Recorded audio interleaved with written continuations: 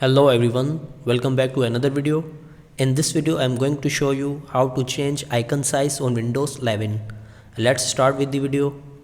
To change the size of your desktop icons on Windows 11, first of all right click on any empty space on your desktop. Here you will find different options, so go to the view option. And here you will see three available size options: large icons, medium icons and small icons. By default medium icons is selected. So now if you want to make icons smaller on Windows 11, then click on small icons. Here you can see our desktop icons has changed from medium to small icons. Now if you want to increase your desktop icon size, then again right click on your desktop and then go to the view option and then click on large icons. So now you can see our desktop icon has successfully changed from small to large icon.